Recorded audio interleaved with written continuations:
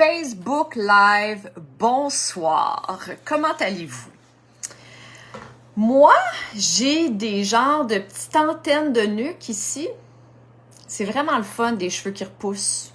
Est-ce que vous avez déjà vécu ça, vous? Avoir zéro poil sur votre coco, puis devoir passer à travers la grosse année étirée de repousse de cheveux jusqu'à temps que ça soit présentable. C'est tout. Je ne parlerai pas de mes cheveux plus longtemps. C'était vraiment juste un petit clin d'œil à ce que je traverse, à ma réalité capillaire. Aujourd'hui, je vous parle des 4 hormones principales de notre cerveau. Oui, parce que on en a besoin pour notre équilibre, pour l'équilibre de notre santé mentale, mais physique, de façon générale. Pour pas mal tous les aspects de notre vie, en fait, on en a besoin. On a besoin de ces 4 hormones-là. Les 4 hormones étant la dopamine, l'oxytocine, la sérotonine et l'endorphine. Alors, je vais vous expliquer c'est quoi ces hormones-là, elles servent à quoi, d'une part, puis comment les stimuler, autrement que par la maudite prise de médicaments. Donc, j'ai pris des petites notes pour être sûre de rien oublier. La dopamine, première hormone, OK. La dopamine, c'est l'hormone qu'on appelle the reward hormone parce que de récompense, une hormone de récompense, parce que elle est libérée dans notre cerveau souvent dans un contexte de récompense. En fait, quand on atteint nos objectifs, quand on s'est installé, on s'est donné un objectif, un but à atteindre dans notre vie, puis qu'on y arrive, même s'il est tout petit le but, là, pas besoin de faire un triathlon, là, vraiment juste comme un petit objectif à court terme, genre dans ta journée, tu l'atteins, c'est-à-dire, et il y a une libération de l'hormone de la dopamine. C'est pas assez fabuleux. Fait que ça, c'est une des façons. Mais en gros, la dopamine, c'est l'hormone du bien-être. C'est l'hormone du plaisir. On se sent bien quand la dopamine circule dans notre cerveau. Qu'est-ce que ça fait? Ben, c'est l'hormone du focus, de la concentration, puis ça aide au sommeil aussi. Donc, comment on la libère? Bon, je vous l'ai dit, les objectifs, mais on peut aussi en ressentir à la fin d'un exercice. Puis là, encore une fois, c'est pas obligé d'être un triathlon. Juste d'avoir fait, je sais pas, une demi-heure de treadmill ou de bicyclette, ben, on va avoir une libération de dopamine, déjà. Mais sinon, on peut en ressentir quand on magasine, tout simplement, quand on mange un biscuit au chocolat, genre. Ça aussi, ça rentre un petit peu dans la catégorie des récompenses. Magasiner aussi, d'ailleurs. Mais, ouais, c'est ça. Puis après l'exercice, comme je disais. Fait que le truc que je vous suggère, c'est de vous installer des petits objectifs quotidiens. Des petites affaires. Pas obligé des grosses affaires. Juste genre, je sais pas. Aujourd'hui, je vais aller marcher pendant 1 heure. Je me donne, cette semaine, là, ça va être ça. Fait qu'aujourd'hui, lundi, je vais aller marcher de telle heure à telle heure. Ben, quand tu vas avoir fini ta marche, là, tu vas baigner dans la dopamine. Sinon, ça peut être aujourd'hui, je vais faire une session de yoga, ou bien je vais lire un chapitre de mon livre, ou bien je vais écrire 2 chapitres. Je sais pas, si vous êtes en train d'écrire, vous aimez écrire, peu importe. Fait que, tu sais, mais ça peut être faire le ménage. C'est un objectif. Aujourd'hui, je vais faire le ménage. Ben, il y a de la dopamine qui va être libérée.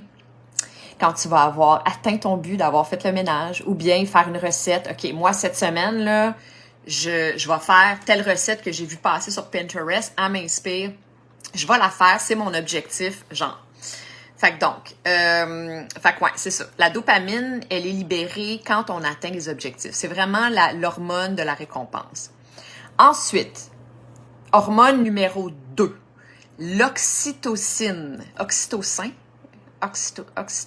je sais pas comment dire en français. Oxytocine, je pense qu'on dit. Vous me le direz si jamais je l'ai mal prononcé.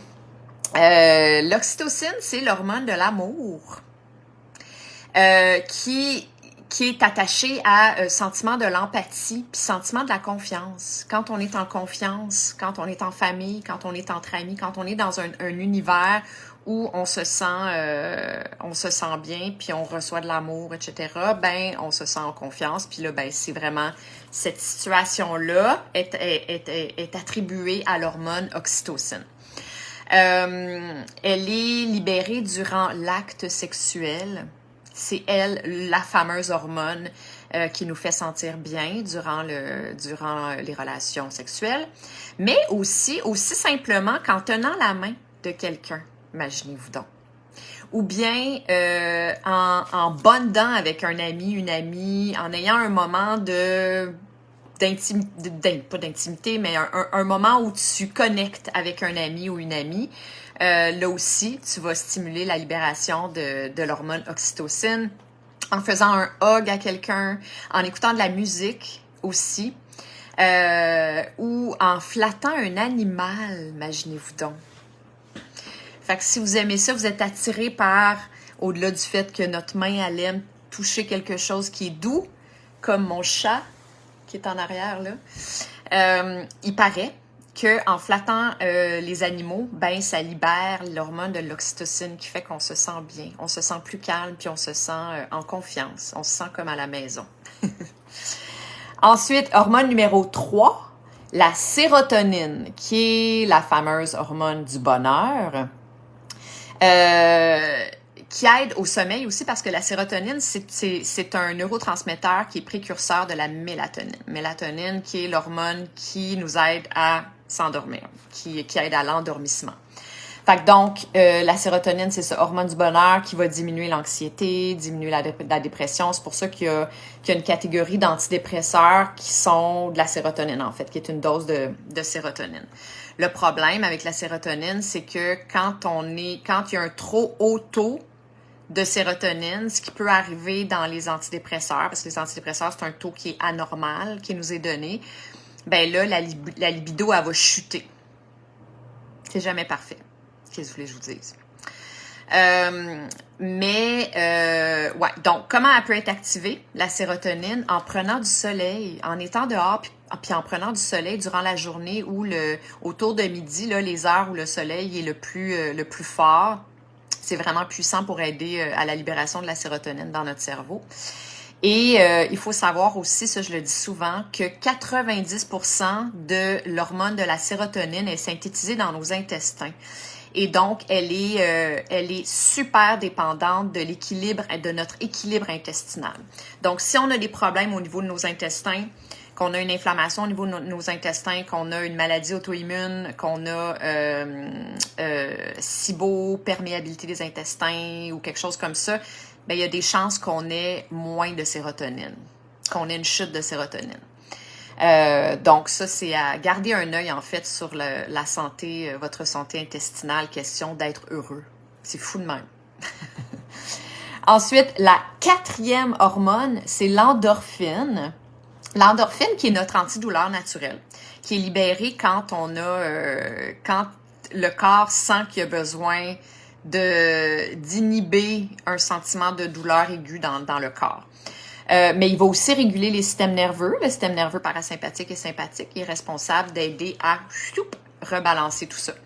Quand est-ce la façon la plus évidente de libérer de l'endorphine, c'est en faisant de l'exercice, mais aussi, plus étonnant, en écoutant un film d'horreur, imaginez-vous donc, en créant comme une espèce de drame intérieur, de peur, ben on libère de l'endorphine. Puis, relations sexuelles aussi, pendant l'acte, nous libérons de l'endorphine, mais en mangeant du chocolat noir. Oui, oui. Je m'en vais, justement, tantôt, j'ai un meeting professionnel avec quelqu'un qui m'invite chez elle pour boire un coco. Un chocolat chaud. Chocolat noir. Alors, ça veut dire que je vais être pleine d'endorphines tout à l'heure. Puis, en mangeant épicé aussi. Oui, il paraît qu'en mangeant épicé, on a une dose d'endorphine qui est libérée dans notre cerveau. Ça veut dire que tous ceux qui mangent épicé, ben, ils sont pas en manque d'endorphine. Puis finalement, rire, un fou rire ou juste rire avec des amis, ça aide à libérer l'endorphine dans notre cerveau et donc à faire qu'on se sent mieux. Alors, salut Lynn! Ça fait longtemps que je t'ai pas parlé.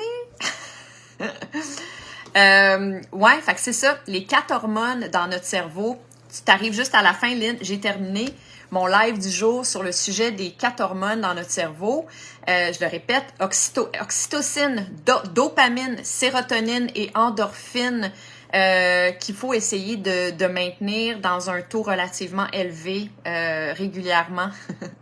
régulièrement pour être bien, pour se sentir bien, pour que non seulement notre tête, notre esprit et notre humeur se portent bien, mais que notre corps aussi se porte bien.